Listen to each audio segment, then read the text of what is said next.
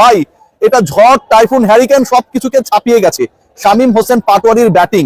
শামীম পাটোয়ারি আজকে যেভাবে ব্যাট করেছে, শেষ 2 ওভারে সিলেট টাইটান্সের বিপক্ষে ঢাকা ক্যাপিটালসের জয়ের প্রয়োজন ছিল 45 রানস। শামীম পাটোয়ারি লক্ষ্য পূরণের জন্য শেষ বল পর্যন্ত লড়েছেন। লাস্ট বলটা অসাধারণ ভাবে তাকে ঠেকিয়ে দিয়েছে মোহাম্মদ আমির। ছক্কা হলে সেই ম্যাচ সুপার ওভারে চলে যেত।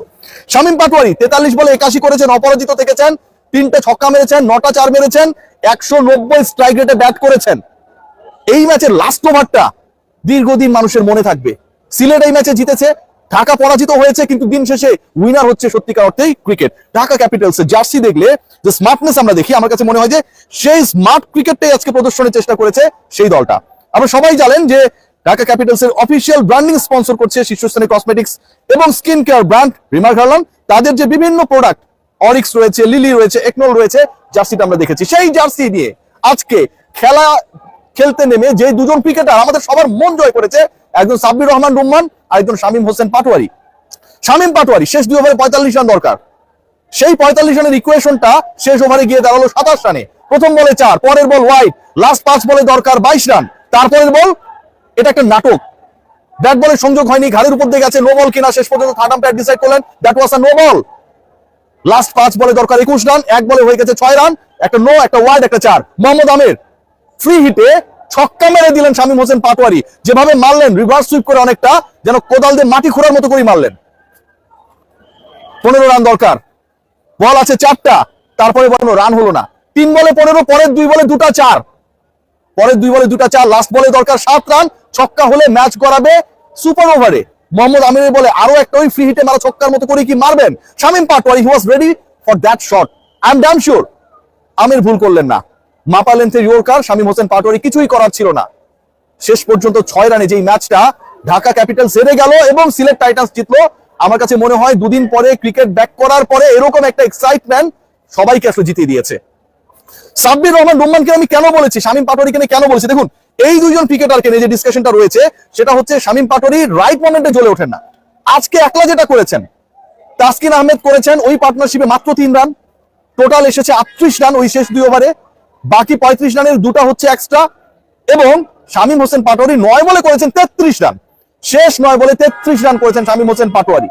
অবিশ্বাস্য ম্যাচ জেতানোর পথে 188 স্ট্রাইক রেটে ব্যাট করেছেন, 9টা ছক্কা মেরেছেন, 3টা 4 মেরেছেন। বোলার যেই হোক না কেন শামীম হোসেন পাটোয়ারি ওয়াজ ট্রিমেন্ডাস। সাব্বির এবং শামীমের পার্টনারশিপ যতটা গুরুত্বপূর্ণ ছিল, আমার কাছে মনে হয় এই দুজন যে ন্যাশনাল টিমের যোগ্য ক্যান্ডিডেট সেই ব্যাপারটা প্রমাণ হওয়াটা তার থেকে বেশি জরুরি ছিল। জাকের আলী অনেককে নিয়ে অনেক আলোচনা হয়, কে খেলবেন, সাব্বিরকে দরকার নেই middle order finishing A, he is not the appropriate batter, এই ডিসকাশনস গুলো হয়। কিন্তু আজকেও 19 বলে 23 করেছেন, আগের ম্যাচে 10 বলে 21 করেছেন। আজকের যে সিচুয়েশন ছিল তার আগে 5টা উইকেটের পতন হয়েছে, আস্কিং রান রেট বেড়ে যাচ্ছে। সাব্বির চাইলে 40 করতে পারতেন, 30 বল খেলতে পারতেন, টিকে থাকার এই লড়াইটা করে শেষ পর্যন্ত এস্টাবলিশ করতে পারতেন যে আমাকে ন্যাশনাল টিমের সুযোগটা দেন, সেটা তিনি করেন নাই।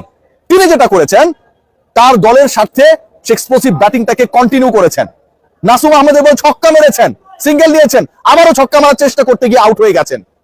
এই যে একজন ক্রিকেটারের ক্যারেক্টার, যেই ক্যারেক্টার আজকে সাব্বির রহমান শো করেছে, যেই character till the end Shamim Hossain Patwari show করেছে, that is the real character. Ball নষ্ট না করে আস্কিং রেটের সাথে পাল্লা দিয়ে অবিশ্বাস্য চেজে নেতৃত্ব দেওয়ার চেষ্টা করেছেন এই দুই ক্রিকেটার। আজকের এই ম্যাচ পরাজয়ের ক্ষেত্রে ঢাকা হারলো কেন সেই ডিসকাশন যদি করতে হয়, আমি যতটুকু প্রেইজ করব সিলেট টাইটান্সের, তার থেকে বেশি প্রেইজ আমার কাছে মনে হয় ডিজার্ভ করে ঢাকা ক্যাপিটালসের স্পেশালি ক্যাপ্টেন মিঠুন।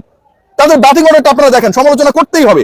তাদের গায়ে যে জার্সি গুলো রয়েছে, যে ব্যান্ড গুলো রয়েছে, সেইগুলোর মতো করে আসলে যদি একটু স্মার্ট ডিসিশন মেক হইতো, সাব্বির যদি আরেকটু উপরে উঠতেন, সেটা হয় নাই। নাসির হোসেন কিংবা মিঠুনের উপরে সাব্বির উঠতে পারলে, ব্যাটিং এ নামলে scenario could be different.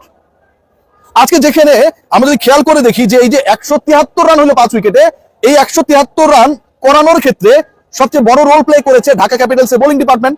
Taskin Ahmed অনেক এক্সপেন্সিভ ছিলেন, 4 ওভার বল করেছেন, 46 রান দিয়েছেন। সালমান মির্জা 4 ওভারে 46 দিয়েছেন, তাসকিনের সমান। কিন্তু যারা তুলনামূলকভাবে অনেক বেটার বোলিং করেছেন তাদেরকে ক্যাপ্টেন ইউজই করেন নাই। ইমাদ ওয়াসিম 4 ওভারে কোটা পূরণ করতে পারেন নাই, 3 ওভার বল করেছেন, 14 রান, ইকোনমি 4.66। আপনি কেন তাকে বল করালেন না?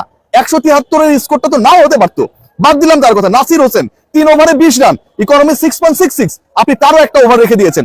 সাইফ হাসান 2 ওভারে 13 রান, একটা উইকেট নিয়েছেন, ইকোনমি 6.5।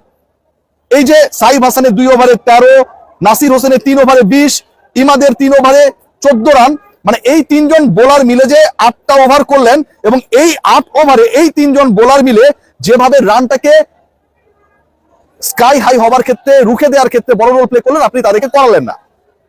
এই রোলটা ছিল ডেফিনেটলি ক্যাপ্টেনের। ব্যাট হাতে তিনি ফ্লপ হয়েছেন। ব্যাটিং ডিপার্টমেন্টে যখন যাকে নামানো হয়েছে সেটা আমার কাছে ব্যক্তিগতভাবে প্রশ্নবিদ্ধ মনে হয়েছে, এবং বোলিং চেঞ্জেস গুলো খেয়াল করে দেখেন, spin was working that time, সেটাকে কাজে লাগাতে ব্যর্থ হয়েছেন মোহাম্মদ মিঠুন। রেজাল্ট কি হলো? অন্তত আজকের এই ম্যাচে ঢাকার এগেইনস্টে সিলেট টাইটান্স 15 থেকে 20 রান বেশি করেছে, এবং শেষ পর্যন্ত সিলেটের এগেইনস্টে এই ম্যাচটা ঢাকা হেরেছে মাত্র 6 রানে।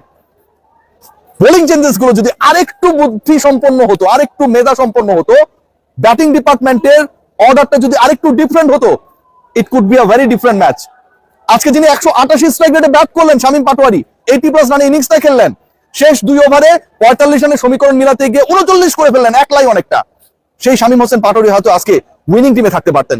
সাব্বির রহমান যেই প্রেসারে পড়ে ওই ওভারে 8 রান তোলার পরে আবারও ছক্কা মারতে গেলেন নাসুম আহমেদকে, সাকসেসফুল বোলার, হয়তো তিনি ওই শটটা না খেলতেও পারতেন। আস্কিং রান রেট তখন প্রতি ওভারে 12 ভাই, কিচ্ছু করার নাই, you have to play that shot. So overall ঢাকার এই পরাজয়টা আমার কাছে মনে হয় সবচেয়ে বড় দায়ের জায়গা, যেটা ক্যাপ্টেন্সির জায়গা একটা বড় রোল ছিল, এবং একই সাথে ব্যাটিং অর্ডারটা আমার কাছে কোনোভাবে অ্যাকসেপ্টেবল মনে হয় নাই।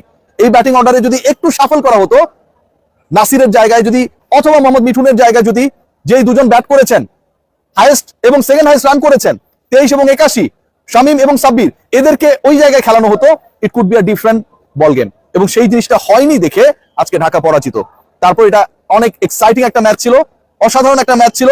বিপিএল অলমোস্ট যেখানটায় অনেক ধরনের আলোচনা বিতর্ক সমালোচনার মধ্যে দিয়ে যাচ্ছিল, মাঝখানে ব্রেক এসেছে, সবকিছুকে পাশ কাটিয়ে এরকম একটা এক্সাইটিং ক্রিকেট আজকে বাংলাদেশের দর্শকরা দেখতে পেয়েছে, যারা মাঠে এসে দেখেছে, যে টেলিভিশন স্ক্রিনে দেখেছে। বোথ অফ দোজ spectators আমার কাছে মনে হয় they enjoyed the cricket, especially the batting display by Shamim Hossain Patwari, strike rate 188। সবাই ভালো থাকবেন, টেক গ্রেট কেয়ার।